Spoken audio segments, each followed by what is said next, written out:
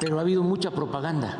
Entonces sacaron un video en donde van entrando a frontera Comalapa 20 camionetas y están de lado y lado de la carretera gentes aparentemente recibiéndolos, pero no es un asunto general, es un asunto muy limitado a una región y ya se está atendiendo.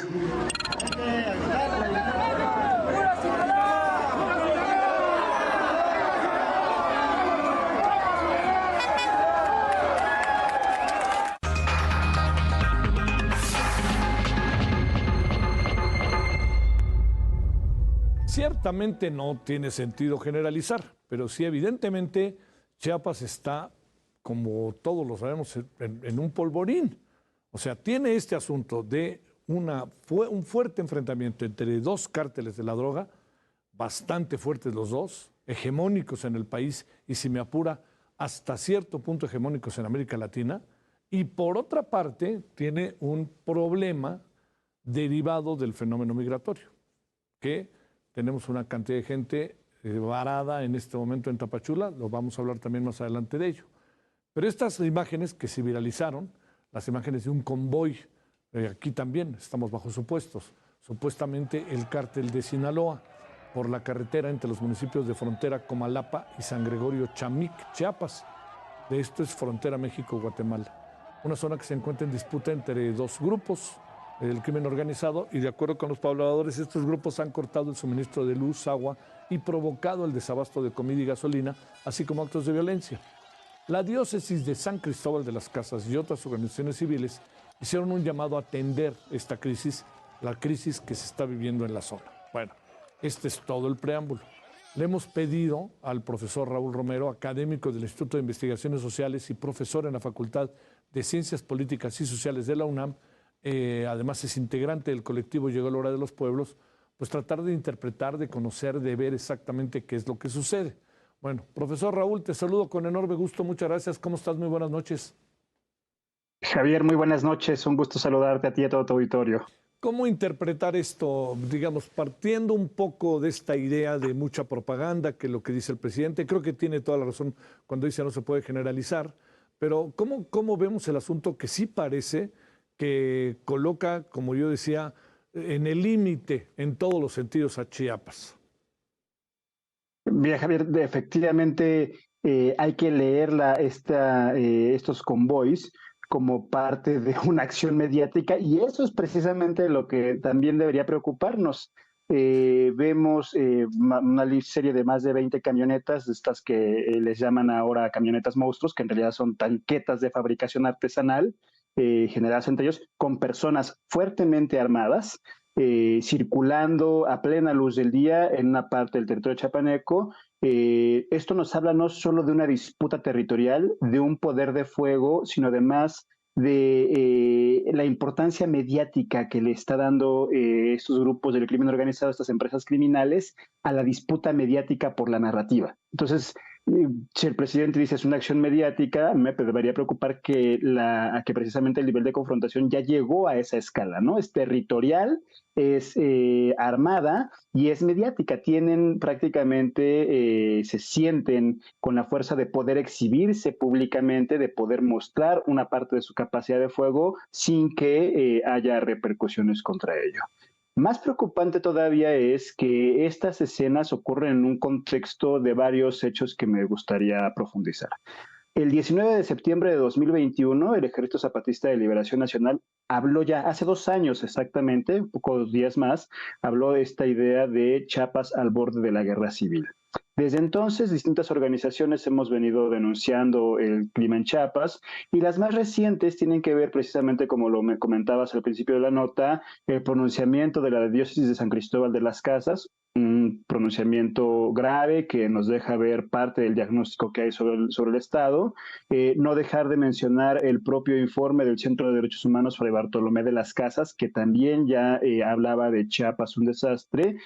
Hace unos días también profesores, profesoras de una región de la selva también se negaban a impartir clases ante el clima de violencia y las múltiples denuncias que han ocurrido también en la zona de La Canja, en la selva lacandona, donde incluso el Estado, el gobierno federal tuvo que acudir con helicópteros para extraer a una familia que se encontraba en riesgo precisamente también amenazada por esta confrontación entre grupos del Cártel de Jalisco Nueva Generación y Sinaloa.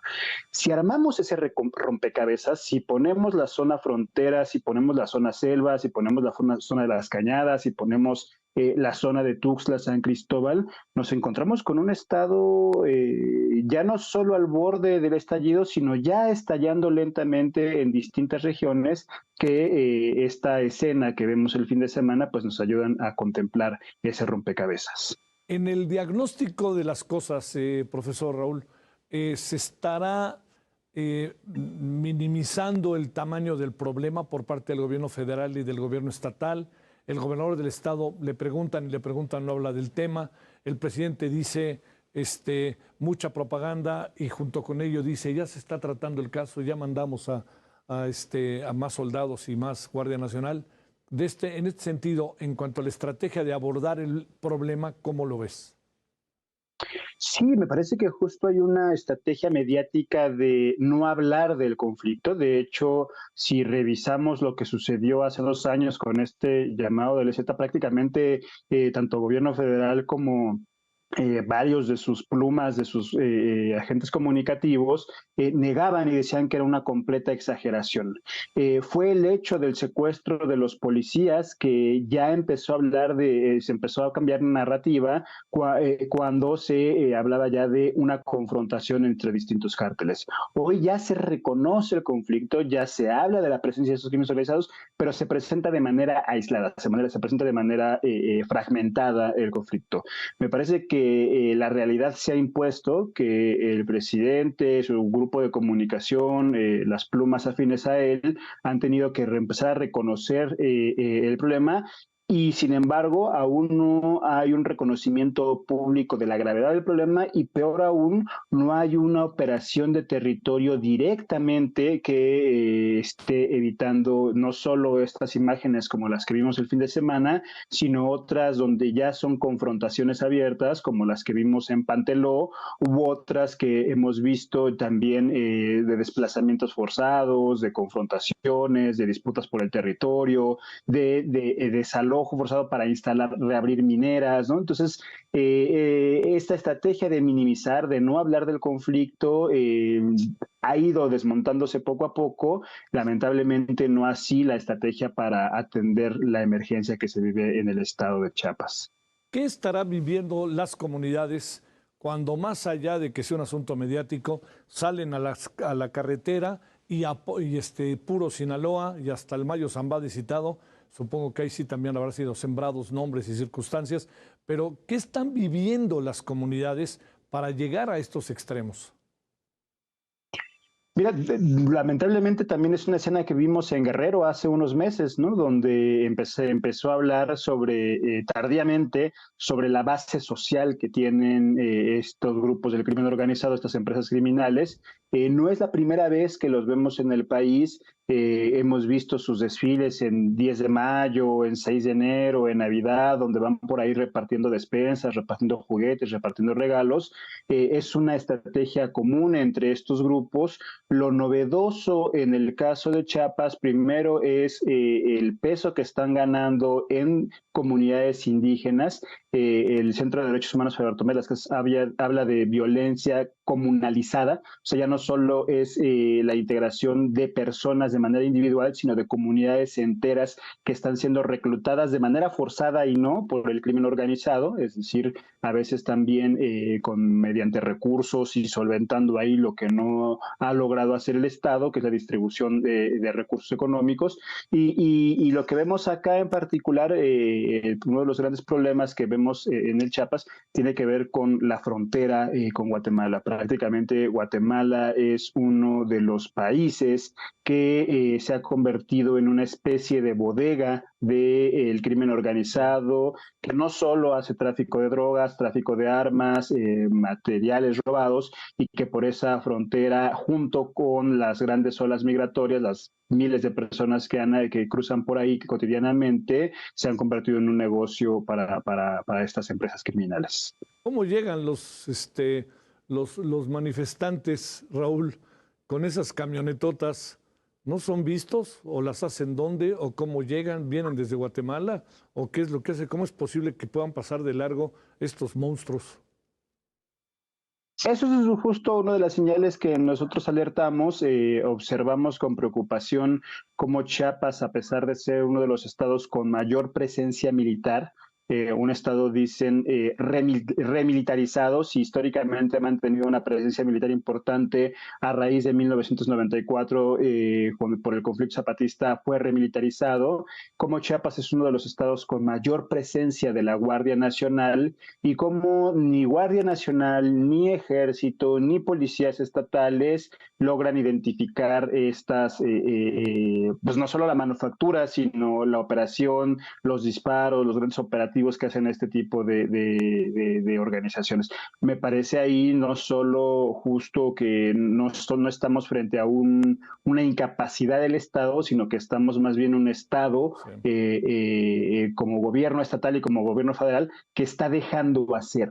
Y eso es lo que habría que preguntarnos y lo que habría que investigar: ¿por qué dejar hacer este tipo, no solo de exhibiciones de fuerza, sino por qué dejar hacer este tipo de negocios y de economías? ¿A quién benefician esas riquezas que están generando por medio de toda esa negocios del crimen organizado? ¿Quiénes son los beneficiarios y qué relación tiene directamente con el consumo de fentanilo y de heroína y de armas hacia Estados Unidos? A ver, déjame volver, si te parece, para cerrar, Raúl, al tema que Adelante. planteábamos, que planteabas de hace 2 años los zapatistas, la alerta que hicieron, la posibilidad de que se esté gestando una guerra civil, que se estén gestando, te pregunto también, movimientos sociales que irrumpan de manera violenta.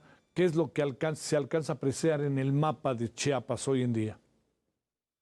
Lo hemos visto, no solo ya se están gestando, vimos en el transcurso de estos 2 años ya surgir grupos de autodefensa, grupos que intentaban hacer policías comunitarias, grupos que intentaban presentarse. El conflicto en Panteló es uno de los más representativos entre los machetes y otro grupo de comunitarias que se están confrontando por el gobierno local. Estamos viendo todavía y no alcanzamos a dimensionar el conflicto silencioso que se va construyendo en lo local, en lo comunitario, ya no solo a nivel municipal, sino en las comunidades. El nivel de armas que se distribuye en la zona es impresionante. No alcanzamos, insisto, a ver en esta vida discreta que tienen las comunidades, no alcanzamos a ver todo lo que ahí se está tejiendo, todo lo que se está construyendo, que se construye, insisto, sobre la base de la destrucción del tejido social y sobre la base de grupos del crimen organizado y también de comunidades que legítimamente buscan salidas o opciones para intentar contener la violencia de estos grupos. ¿El zapatismo puede ser parte de todo esto o está aislado o inevitablemente lo involucrarán?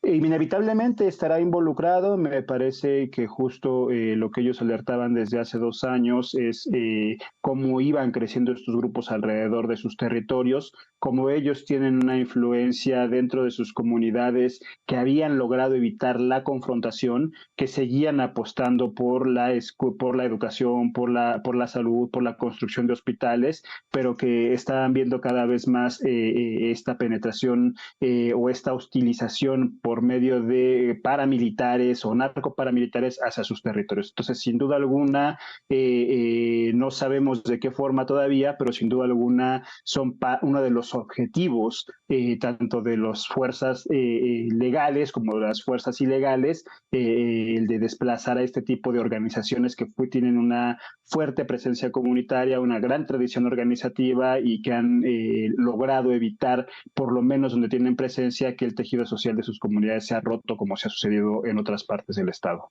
Raúl Romero, te mando un gran saludo, como siempre, y muchas gracias por tu participación. Muchas gracias, Javier. Un saludo a todos por allá. Gracias, muchas gracias.